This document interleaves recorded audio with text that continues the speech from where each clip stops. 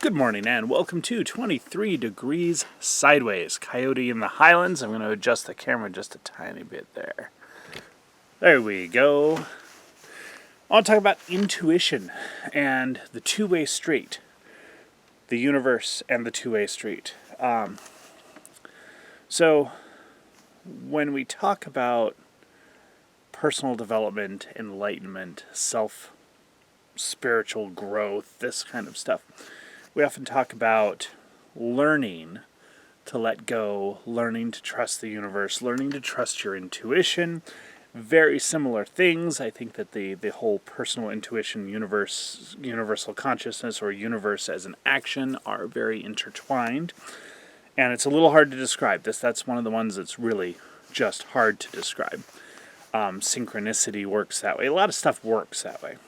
But it's a two-way learning process. So, we talk about learning to trust your intuition, learning to trust the universe, learning to access your intuition, learning to access right action, all of that. Well, it goes both ways, because it turns out that your intuition has to learn you as well. There's a kind of thing like if you call it a guiding angel. Some people do. Some people talk about guiding angels or guardian angels or the angels that talk to you or whatever. It's a different model. It's okay. I don't usually talk about angels, but if you think about it that way, the angel learns how to talk to you as you learn how to listen to it. That's what we're talking about. You're learning to listen to your intuition. Your intuition is learning how to act, how to talk to you, how to behave, how to be right. You know, that's one of those things. The intuition needs practice, and that includes the universe and the universal consciousness. It's a very, very definitely a combined factor. I have some friends who've been going through these phases of trying to figure out what they want. Stop everything, figure out what you want. What do you want with your life? Really tough question. It's a really hard one, and I can help you with that. There's some basic practices. Not this video, basic practices. But as you do that, as you try to figure out what you want, as you try to talk to the universe, your life, your subconscious, your id, your superego, your soul, your hidden darkness, your intuition, all of that, whatever frame you're using, it or they have to learn to talk to you and have to learn to be right. So this is one of those mind-blowing things when you realize it, that you have an ability here to trust your intuition, to trust the universe, to go with this flow, to be in harmony with your life script, your life goals, your life. Well, it also has to learn to be in harmony with you, okay? This is one of the big things that I think separates out a lot of surface and deep understanding in some very weird and it's very difficult to explain ways.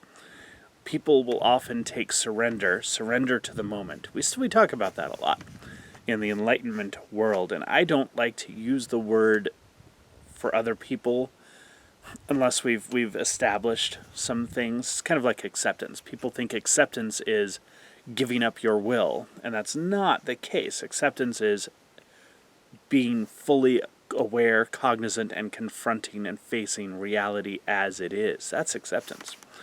Well, surrender to the moment isn't give up yourself, give up everything to God or the universe or whatever. In a way, you can describe it that way, but that's a very surface level thing. It is letting go, surrendering resistance to the reality, the now, and being able to integrate all of that so that you can work together. Okay, but that's a learning process. Learning process on both sides. You know, we don't think of that. We don't tend to want to think of the universe as something that learns, or God that's something that learns, or whatever your framework is for the really big consciousness, right? We're all a part of the conscious universe. Well, we don't think of the universe as having to learn us, But we are every bit as big, as total as the universe is. We're part of that, we're connected. And there is a learning process. Perfect as you are doesn't mean that you're going to stay the same. Okay, there's a learning process. Perfect as you are just means you're perfect for what you're doing in the moment, which is learning. And it's also a dual-sided learning or a multi-sided learning. It depends on how you look at this, I'm laying flagstone right now. And I'm doing a lot of that. And, I'm learning as I go. I've done it before. I already know how to do this, but I'm learning. I have different terrain, different dirt. I have some clay in my dirt here, so the way I use sand is a little different, and the rocks are varied. This is different flagstone from any other flagstone I've had. It's all different. It comes from different places, different thicknesses, different transportation methods causes it to break differently, all that stuff. But the rocks are learning me, And that's a really hard one to explain. The flagstones are learning me and presenting themselves, the universe acting through the rocks, presenting itself differently to me as we go. And you can actually kind of feel this and sense it. And now I'm getting into non-rational space, okay? And I don't even like to phrase that. I'm getting into non-objectivist space, non-materialist space, whatever it is,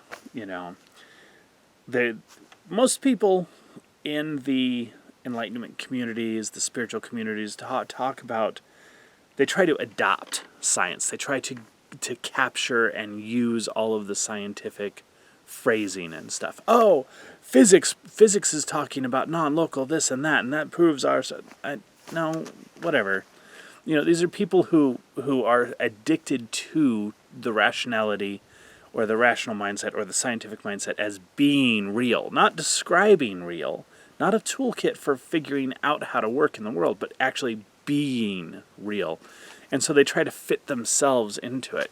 I think there's this Indian guy, Guru Sadhguru. Even he's doing it, right? Half the time he's like, no, you do this, you do this, you do this. And he's very prescriptive that way. But then the other half the time he's like, even science says, even science agrees with me, even science. I can work with science, I work with science. Whatever, dude. I think the only person who actually just goes off and says, I don't care, is like Eckhart Tolle, right? He talks about vibrational levels, which is a very fundamental map for how these things work. It's very, very much there.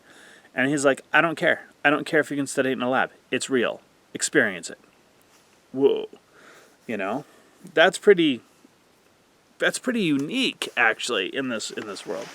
So as I talk about this, and I talk about the rocks learning me as I learn the rocks when I'm doing this big project, well, yeah, the rocks are learning me.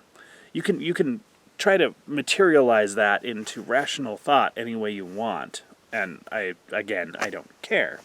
It pervades every moment of our lives, this need for rationality and explanation and logic, and it's hard for all of us to actually get past that. It's very, very deeply programmed into how we operate in the Western world in a large part. And different people have different ways of operating with that, I see people, especially when it comes to politics, ideology, religion, I see people just being completely non-rational, completely faith-based, completely unable to accept any kind of reality all the time. So I know that it's not everything in your life. It's probably not a whole lot of your life, but it's a very common form of justification. It's very hard to escape that justification thought process. So here we are. The rocks are talking to me. I'm talking to the rocks. That's great. The point is, it's a two-way street, whether the universe is presenting itself to you as flagstones or traffic or right action, intuition, You're learning to trust your intuition. I'll just keep it at that level for the moment. But your intuition is learning to trust you and learning to be right.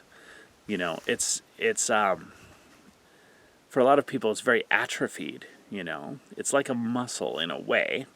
This is one of those rational analogies that I'm trying to avoid in this video, but it's like a muscle. You work it out, you work it out, you work it out, and it serves you better and can do more with you and for you. That's very much how the intuition works. It's also very much how the universe, the big, grand, whole thing works. It is something that exercises, learns, develops, learns you as you learn it. You can think of this as your conscience. If you are in a moral framework like that, which is cool, this especially applies to, say, Christians, Muslims, Asatru. Asatru tend to have a very strong moral framework around their version of Norse religion. Whatever. Your conscience, you have to learn to listen to your conscience. Well, your conscience has to learn to listen to you and learn to experience reality. It's never going to be a simplistic kindergarten black and white binary. And you can tell people who haven't developed that, who don't really have a relationship with their conscience, because they get very rule-bound and dogmatic. And that's where psychedelics come in, right? Woo! Don't talk about that at all, because that's just not where this channel is going. Honestly, I've never done that awakening trip either. It's just something I'm researching because people talk about it a lot, and I'm not sure you need it. Anyway, very, very side topic, right? Trust your intuition, but understand that your intuition has to learn to trust you and learn to be right. It's a grand adventure. Go with it. Remember that the learning is a two-way street. You are not a supplicant. You are a partner in this journey. Okay? Stay sideways.